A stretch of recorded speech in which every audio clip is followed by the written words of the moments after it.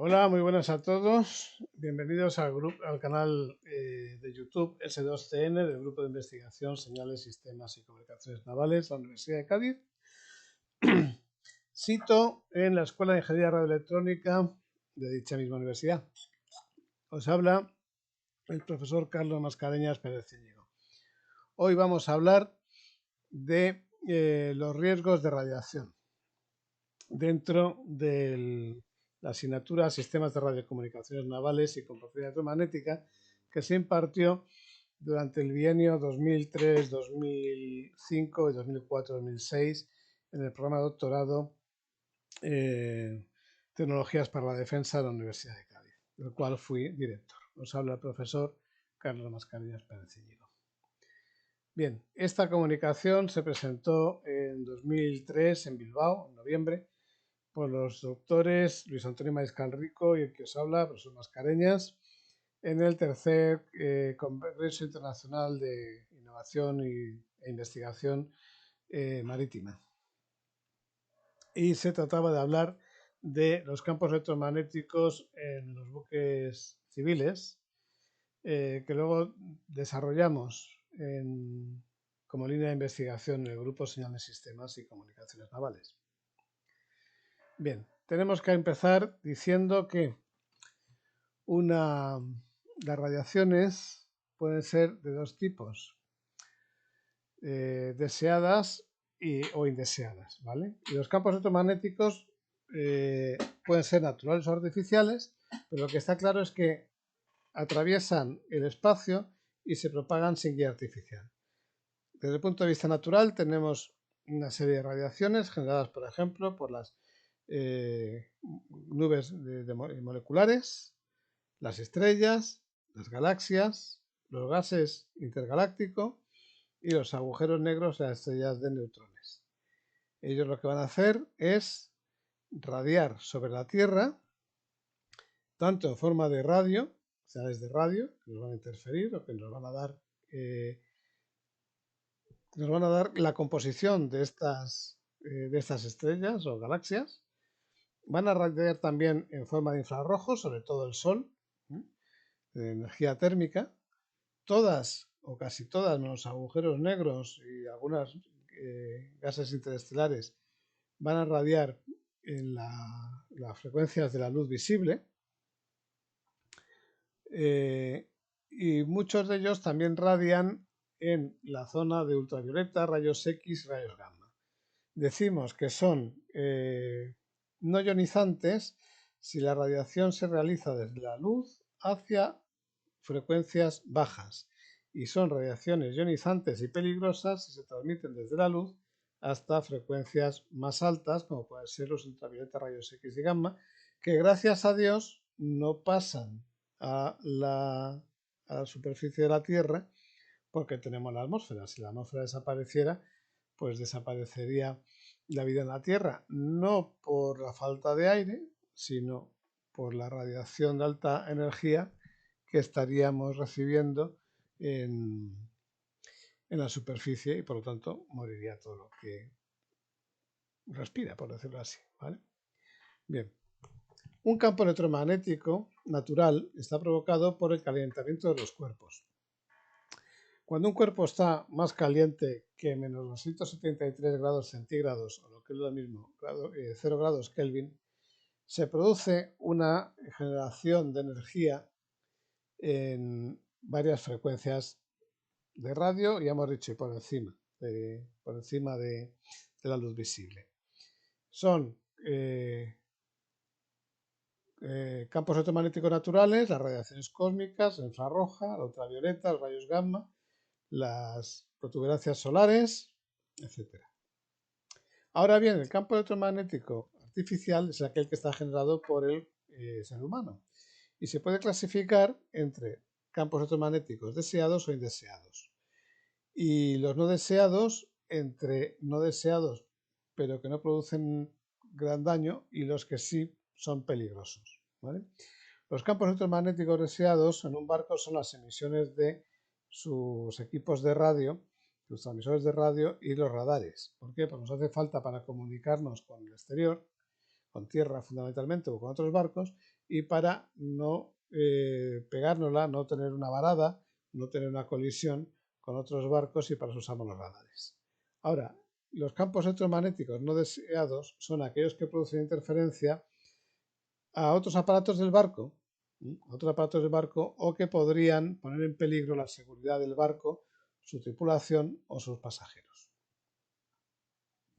¿Qué es la compatibilidad electromagnética? La compatibilidad electromagnética es algo muy importante, tanto en un barco como en una estación de radio o cualquier sistema electrónico, que es la capacidad de los equipos electrónicos, sus subsistemas y los sistemas, para operar dentro del entorno electromagnético de ese sistema sin sufrir malos funcionamientos y sin causar la degradación inaceptable de los funcionamientos de otros equipos electrónicos. Es decir, si yo estoy en un ambiente ruidoso electromagnético y mi equipo empieza a funcionar mal, pues tengo un problema de compatibilidad electromagnética. Si el sistema funciona perfectamente, pero cuando compro e instalo un equipo nuevo empiezo a tener cosas raras, pues tengo un problema de compatibilidad electromagnética, ¿vale? Entonces se trata de tener equipos que no reciban daño o mal funcionamiento por el funcionamiento de otros, y que tampoco causen daño o hagan que funcionen mal otros equipos del sistema o de la habitación o el camarote donde tenemos puesto la electrónica. ¿Qué es la interferencia electromagnética? Pues la interferencia electromagnética es una perturbación que interrumpe, obstruye o de otra manera degrada o limita las prestaciones efectivas de los equipos electrónicos. Puede ser inducida intencionalmente o inintencionadamente, y puede dedicarse también tanto a fenómenos atmosféricos como a sistemas hechos por el hombre. Bien, una interferencia puede ser provocada a mala uva o con ganas de hacer daño, cuando hay una emisión de radio, por ejemplo, de un grupo de personas y el grupo contrario la interfiere para que el resto del mundo no la escuche. Es lo que se llama jamming, interferir a mala uva, a propósito. Si nosotros estamos escuchando una transmisión en Morse o en fonía y tenemos un ruido eléctrico provocado por un rayo, es una interferencia, pero no es humana y no está hecha a mala uva. Fijaros que ya el código Q de radiocomunicaciones de la UIT diferencia entre QRM y QRN. QRN es una perturbación por atmosféricos, que sería el caso del rayo. QRM es una perturbación por interferencia. También puede haber interferencias no deseadas, que es cuando uno se pone a transmitir, piensa que no hay nadie en el canal, transmite y resulta que estaba transmitiendo a alguien que llegaba muy bajito y él no lo escuchaba. Entonces se produce una interferencia. Al producirse esa interferencia, el que está transmitiendo no sabe que había ahí alguien transmitiendo porque llegaba muy bajito, pero sí está haciéndole la puñeta a alguien, ¿vale? Entonces siempre hay que transmitir con la menor potencia posible que asegure el enlace con la calidad de vida. No por tener que transmitir tengo que poner toda la potencia necesaria, ¿no? La potencia mínima necesaria para asegurar el enlace con la calidad requerida. Bien, los riesgos de radiación electromagnética, en inglés RADHAD, son posibles daños biológicos, o sea, daños que se produzcan sobre las personas, entonces se llama HERP, sobre los combustibles, y entonces se llama HERF, y sobre las municiones, que entonces se llamará HERO. Entonces es Hazard Electronic Radiation Ordnance, que son los explosivos, pueden ser tanto las pólvoras como pueden ser los fulminantes o los detonantes. Hazard of Electromagnetic Radiation over the fuel, sobre los combustibles, eso es fundamental, por ejemplo, en las gasolineras, no utilizar el teléfono móvil ni el WhatsApp. Y luego están los Hazard of electromagnetic radiation over the personnel. Ahí tenemos cuando estamos cerca de las antenas de onda corta, o cuando tenemos los walkie-talkies pegados al cerebro, o el teléfono móvil pegado a la cara, al oído. O también en el caso de que estemos en un barco, las antenas parabólicas nos pongamos delante de ellas con las direcciones de tiro y entonces podemos decir que nos fríen, entre comillas. Bueno, hay que tener cuidado con esos tres tipos de riesgos de radiación, que vuelvo a repetir, son sobre el personal, sobre los fuel y sobre los fueles o los combustibles y las municiones. Hay otro que es aquel que produce fallos de funcionamiento en equipos electrónicos, como puede ser ordenadores, controladores, microcontroladores, redes de área local y sobre todo también aquellas tarjetas de aquellos sensores que van a utilizar tarjetas de conversión analógico-digital. ¿Por qué? Porque si nos ponemos a hablar por radio y se inducen en los cables del sensor las corrientes de los campos magnéticos y eléctricos que estamos transmitiendo por radio, pues va a dar una lectura errónea. Al dar la lectura errónea puede producir que un sistema de alarma, por ejemplo, falle. ¿Vale? Bien, ¿eso qué tiene que ver? Pues tiene que ver muchísimo con la EMC, con la compatibilidad electromagnética. El ruido humano en un barco puede generarse mediante los motores, las máquinas, los generadores, las chispas o impulsos formados por desde los conmutadores. Cuando encendemos el conmutador se escucha en la onda corta, cuando encendemos una luz. Los relés, los cortocircuitos, las luces fluorescentes, y ahora nos encontramos, eso fue en 2002, en 2020 nos encontramos con los LED. Las luminarias de LED son horriblemente o horrorosamente ruidosas. No solo destrozan la HF y la MF, sino llegan hasta la V y la UHF. También tenemos los sistemas de transmisión de datos por los cables de la luz, lo que se llama Power Line Communication o PLC, que destrozan la onda corta y la onda media. Entonces, por favor, en unas estaciones de radio no usemos ni luces LED, ni luces de bajo consumo, ni en el barco pues, sistemas PLC. La luminaria debe ser de las bombillas antiguas, las de incandescencia, esas que ya no se fabrican. Esas casi no producían ruido electromagnético y en cambio las de bajo consumo, las LED, los tubos fluorescentes, pues están destrozando la calidad de la comunicación en onda corta. Bien, las comunicaciones del barco y los equipos de radar son las principales fuentes de interferencia electromagnética en un barco civil o en un barco de guerra.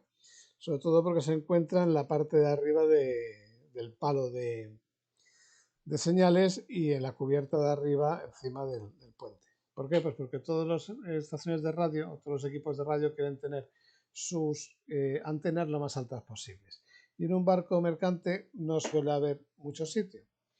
Y además está cubriendo todo el espectro de radiofrecuencia, desde la onda media en 1605 kilociclos hasta las bandas de SHF en 10 gigas, que es el radar.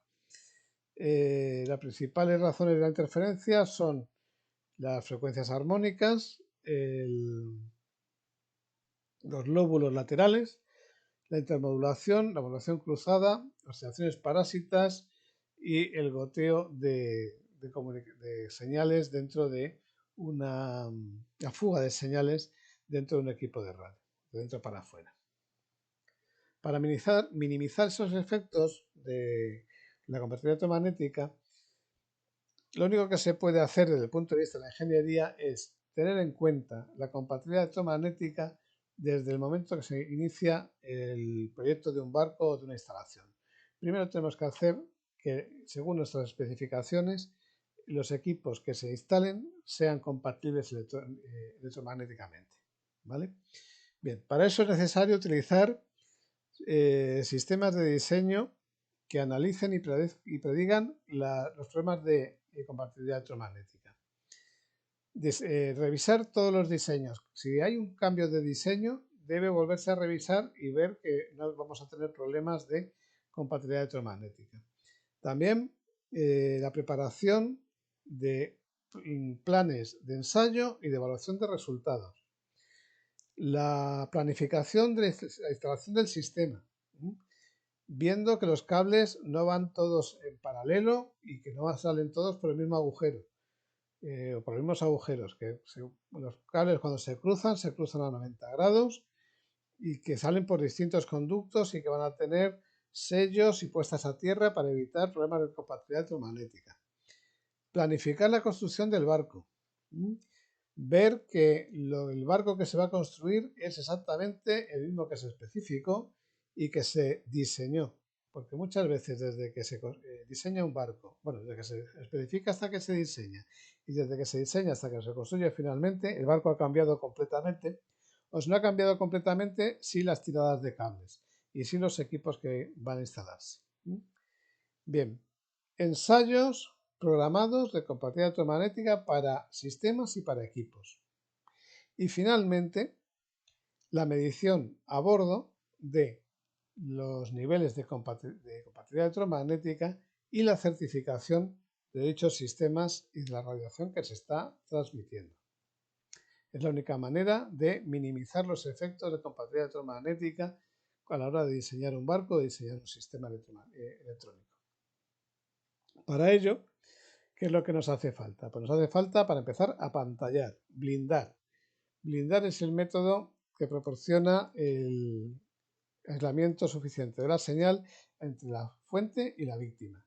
Las cajas deben ser metálicas y si se ponen plásticos deben tener virutas metálicas microscópicas o no microscópicas en ese plástico. No puede ser un equipo que va a radiar como un oscilador o que va a transmitir como un equipo de radio que no esté metida en una caja metálica. Esa caja metálica tiene que estar puesta a tierra. Entonces, con eso conseguimos que el voltaje de la caja metálica que contiene el equipo electrónico sea 0 voltios. Lo cual está muy bien por dos cosas. Uno, porque refuerza el blindaje y dos, impide que si nosotros tocamos la carcasa del equipo electrónico nos electrocutemos. Finalmente, hay que filtrar. Los filtros se usan para proteger a las víctimas potenciales y limitar las bandas de frecuencia de la señal que pueden alcanzar. ¿Cómo se hace eso? Pues eso se hace fundamentalmente en las entradas de radiofrecuencia. Si tenemos un receptor, poner filtros de tal manera que no deje pasar la emisión del transmisor cercano. Por ejemplo, en los equipos de VHF, que cuando queremos hacer duples, nos hace falta unos filtros de rechazo o unos filtros pasa alto para recibir la estación costera, pero no recibir la emisión que estamos haciendo nosotros. Y sobre todo si estamos trabajando con una sola antena, tanto para transmitir como para recibir y queremos hacer duples. Otra, las fuentes de alimentación de los ordenadores tienen que tener sus correspondientes filtros, porque si no meten mucho ruido. Y es un ruido humano y no deseado. Otra, los cables de entrada y salida a los equipos de radio y que provengan de un ordenador deben tener sus ferritas puestas. ¿Por qué? Porque puede ser que cuando nos pongamos a transmitir apaguemos el ordenador. Y eso no puede ser. Pues haga falta tenerlo encendido. Bien, habíamos hablado de tener en cuenta los peligros de radiaciones electromagnéticas en cuanto a las personas, HRP, las municiones, HRO, los combustibles, HRF y los equipos electrónicos, HREE, ¿vale? Eso hay que tenerlo siempre en cuenta. Y trabajar con entornos controlados, donde los operadores que puedan estar dentro de un campo electromagnético no se queden ahí, pueden pasar por allí, pero no deben quedarse allí, de tal manera que pueden tener una gran exposición a los campos electromagnéticos e incluso puede tener una descarga por pasar cerca de las antenas o de los radares. Ese sería el entorno controlado, y el entorno incontrolado es aquel que sabemos que por las especificaciones o por medidas no vamos a encontrar un nivel preocupante de radiación electromagnética. Es lo mismo que cuando estamos en un hospital cerca de la máquina de rayos X. Hay una zona que está controlada, que es aquella que está medida y que se sabe que tiene altos niveles de radiación y que no se debe estar ahí, o se debe estar lo menos posible. Por eso salen los médicos de la zona controlada de rayos X cuando nos hacen a nosotros la radiografía y nosotros nos quedamos dentro, ¿vale? ¿Pero por qué? Porque ellos están trabajando allí, están pasando allí muchas horas y la dosis es mucha mayor que la que podemos recibir nosotros para hacernos una placa de toras o una placa de un diente. Bien, y la zona incontrolada pues es donde sabemos que no va a haber problemas de radiación. Las restricciones básicas son las restricciones en la exposición eléctrica, magnética o electromagnética variable en el tiempo, y que se basan directamente para establecer efectos sobre la salud, y que se llaman restricciones básicas. Los niveles de referencia son aquellos niveles que proporciona una entidad para poder medir prácticamente la exposición, con fines de saber si se cumplen o no se cumplen las exposiciones básicas. Bien, los mecanismos de acoplamiento entre los cuerpos, los campos electromagnéticos y el cuerpo, puede ser de distinta manera. Se establecen 3 mecanismos básicos de acoplamiento, a través de los cuales los campos eléctricos y magnéticos variables en el tiempo interactúan directamente con el cuerpo. Eso que lo especifica la Organización Mundial de la Salud, y pueden ser acoplamientos a campos eléctricos de baja frecuencia, acoplamientos a campos magnéticos de baja frecuencia y absorción de la energía desde campos electromagnéticos. En cuanto a los mecanismos de acoplamiento entre el cuerpo y los campos electromagnéticos, cuanto el eje longitudinal del cuerpo humano es paralelo al campo eléctrico, o sea, al vector de campo eléctrico, y suponiendo una condición de exposición a la onda plana, obviamente en campo lejano, el acoplamiento al cuerpo humano es mayor. Diciéndolo de otra manera, si yo tengo una antena vertical y yo estoy cerca de ella en vertical, una antena de látigo en vertical y yo estoy de pie, el acoplamiento es máximo. Si yo me tumbo, estoy a 90 grados, el acoplamiento es mínimo. Es más o menos lo mismo que 2 bobinas de un transformador. Si yo tengo 2 bobinas cuyos ejes están en paralelo, voy a recibir la máxima energía, y si me pongo en cuadratura a 90 grados voy a recibir la mínima energía. La cantidad de energía absorbida depende de un número de factores, incluyendo el tamaño del cuerpo. No es lo mismo un hombre que puede medir 1,80 m al lado de una antena de VHF marina que mida 2 metros, que un niño que mida 1 metro al lado de esa misma antena. Recibe menos radiación el niño porque mide menos y no es resonante a la que puede ser el hombre, ¿vale?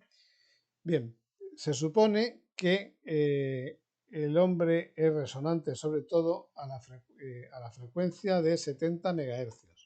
Desde 1994, la Comisión Internacional para la Protección de la Radiación ha dicho que nuestra frecuencia de resonancia aproximadamente son 70 MHz. ¿Por qué 70? Pues por algo muy sencillo. 70 MHz tiene una longitud de onda aproximadamente de 4 metros. Un poquito menos. La cuarta parte de esos 4 metros, la mitad de esos 4 metros son 2, ¿vale? Esa es la que nos produce una antena de 2 metros es la que nos puede hacer daño desde el punto de vista electromagnético, ¿vale? Bien, hay dos mecanismos de acoplamiento que inciden directamente. Primero, las corrientes de contacto, que es cuando el ser humano toca con el cuerpo un objeto eléctrico que se encuentra a un potencial diferente al que tiene el hombre. Si nosotros estamos puestos a masa porque estamos descalzos y estamos tocando tierra, o estamos tocando la chapa metálica de un barco y tocamos una nevera, por ejemplo, que no está puesta a tierra, en ese momento sufrimos una descarga que nos puede matar, ¿vale? O bien, si nosotros tenemos una radiación electromagnética que ha cargado un cuerpo metálico que no está puesto a tierra y nosotros lo tocamos, también nos puede matar. Por otro lado, tenemos el acoplamiento de los campos electromagnéticos a los dispositivos médicos que se utilizan para regular el corazón, por ejemplo, marcapasos. También puede producir la muerte, la electrocución de un señor que tenga el corazón con un marcapasos y que funda el marcapasos. Pero eso no tiene nada que ver con lo que estamos estudiando. Estamos hablando fundamentalmente de equipos de radio a bordo. Bien, los campos electromagnéticos, los niveles de referencia según la Comisión Internacional para la Protección contra las Radiaciones No Ionizantes, son estas que tenemos aquí. Los campos, vamos a hablar de campo eléctrico en voltios metro y vemos que en bajas frecuencias admite unos niveles de radiación muy grandes que se van reduciendo según va aumentando la frecuencia. ¿Por qué? Porque aumenta la energía hasta que llegamos a la onda corta. En la onda corta, si nos vemos aquí, ya estamos en onda corta y VHF piden que para el público general sea la mínima radiación y luego vuelve a aumentar hacia el UHF y las microondas. ¿Por qué? Pues porque esta parte de acá es donde ella es resonante en parte al ser humano. Tenemos aquí unos niveles de referencia, ¿vale? Que sería en la línea sólida para el público en general. Luego tenemos en la línea de rayas para los trabajadores que saben que existen esos campos electromagnéticos, que se les da un poco más o bastante más nivel de referencia permitido. ¿Por qué? Pues porque saben que están trabajando con campos electromagnéticos y que tienen que tener cuidado. Seguramente llevarán hasta dosímetros, ¿no? Y luego se da unos niveles de pico, tanto para el público en general como para los trabajadores de electrónica, electrónica de radiofrecuencia. Eso en lo que se refiere a voltios metro campo eléctrico. Para campo magnético tenemos lo mismo. Campo magnético, dos niveles, nivel público en general, que es aquel que no sabe que está recibiendo campos electromagnéticos, trabajadores que son los que sí saben y están protegiéndose de esos campos electromagnéticos, son conscientes que existen, y luego unos niveles de pico por si pasasen por la zona, pero que no fuera 24 horas de estancia. Es distinto. Una cosa es el nivel medio, que es por si quieres estar ahí bastante tiempo, 24 horas, y otra cosa es el nivel de pico, que es cuando pasas cerca, pero no es tu sitio de trabajo o de descanso o de vivienda. Bien, ¿qué campos electromagnéticos tenemos en los barcos? Pues los barcos civiles tenemos, para empezar, los transceptores de onda corta, puede tener desde 100 hasta 800 o 1000 vatios, y luego las antenas parabólicas de los equipos de Inmarsat o de Iridium, que pueden o Inmarsat, sí, Inmarsat C, Inmarsat Fleet, Inmarsat Begam, que pueden freír, entre comillas, aquel que se ponga durante un ratito delante de la parábola. Como la parábola está llena dentro de su radomo, pues no sabemos dónde está apuntando, que es el gran peligro, ¿vale? Bien, otros que tenemos son las antenas de VHF y de HF y MF, y las radiobalizas o los transpondedores de radar. La verdad, las radiobalizas y los transpondedores de radar tienen poca potencia y además, como se utilizan para eh, detección de náufragos y salvamento de personas, rescate de personas, y puede que salvamento del barco de la carga, si no se ha hundido, pues es más importante salvarte del agua o de la balsa salvavidas que te fría la radiobaliza o el transpondedor, con lo cual hasta cierto punto se agradece. Los radioteléfonos hay que tener mucho cuidado con ellos porque fijaros que en 156 MHz, la longitud de onda son 2 metros, tenemos metido aquí en una bobina una antena de medio metro y esto lo tenemos pegado a la cabeza, a los ojos y a la cara. Entonces hay que tener cuidado con ello porque hay que hablar lo mínimo posible, lo que sea necesario, pero no ponerte a enrollarte porque te estás metiendo radiación en el cerebro y en los ojos. Los equipos de radio de onda media y onda corta de las estaciones de radio, bueno, radian, pero como decíamos antes, están dentro de unas carcasas metálicas y se ha medido de tal manera que no interfieran entre ellas y no estamos cerca de las antenas. Podemos usarlo para hablar sin problemas, entre otras cosas porque el transmisor es de 100 vatios, no tiene mucho y lo que nos interesa es estar sobre todo lejos de las antenas. Bien, una estación de radio es algo complicado. Vemos que todos los equipos, aunque estén integrados entre sí, tienen antenas. Y es en las antenas donde podemos encontrar el peor resultado desde el punto de vista biológico hacia el cuerpo humano. ¿Vale? Asimismo, los acopladores de antena son, ojo, muy peligrosos. No os acerquéis a los acopladores de antena de onda corta y onda media, ni a las antenas de onda corta y onda media, y por supuesto ni se os ocurra tocarlas porque podéis quedaros fritos si en ese momento transmite a alguien, ¿vale? Bien, los radares. Los radares tenemos un radar de banda S en 3 GHz y un radar de banda X en 9 GHz. Ojo porque no se debe mirar a las antenas de radar, sobre todo las de banda X, porque la longitud de onda es de 3 metros y media longitud de onda es de 3 metros, no, de 3 centímetros, 3 centímetros, y media longitud de onda es 1,5 centímetros.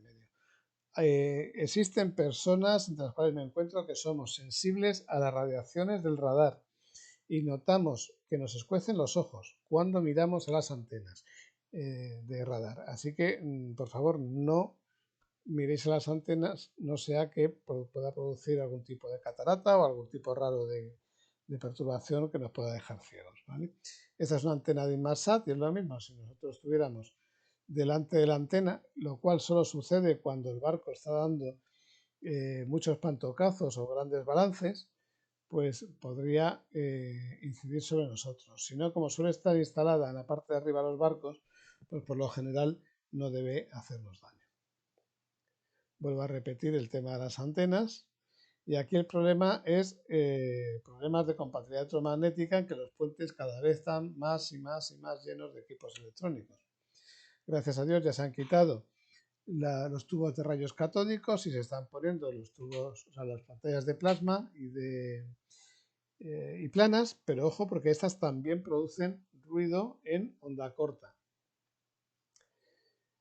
Volvemos a las antenas, siempre lo mismo, todos los barcos y las estaciones de tráfico tienen que comunicarse por radio, es necesario que existan y volvemos a incidir que cuando alguien está hablando por radio no te pongas cerca de una antena. Queda muy bonito tenerlo aquí en el puente alto, pero si estuvieran transmitiendo por radio se estarían comiendo parte de la radiación.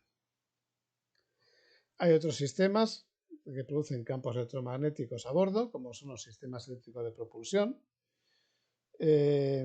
o sistemas de propulsión eléctrica, los motores eléctricos de los barcos, sobre todo de los buques hidrográficos y oceanográficos, los generadores eléctricos, las redes de aire local, los sistemas de luminaria o alumbramiento, luminarias, encendido, sistemas de navegación integrada, sistemas de un hombre solo en el barco, Y solo estamos hablando de aquellos sistemas que son que producen campos electromagnéticos radiados. Aparte están los conducidos, pero no tienen nada que ver con nosotros. Queremos expresar nuestra gratitud a la Dirección General de Marina Mercante, a Izar Fava, ahora Navantia Sistemas, Navantia San Fernando, Puerto Real, Cartagena, el Buró Veritas y todos aquellos pues, que nos permiten investigar en los campos electromagnéticos en barcos civiles. Muchas gracias. Muchas gracias a los que nos habéis escuchado en esta pequeña disertación sobre campos electromagnéticos a bordo de buques mercantes.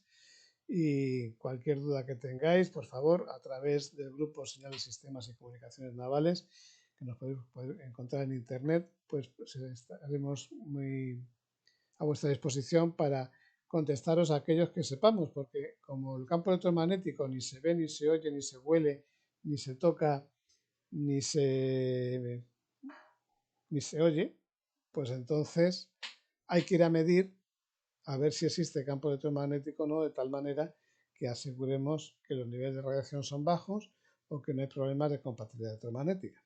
Un abrazo para todos, os habló el profesor Carlos Mascareñas Pérez Cellero. Chao.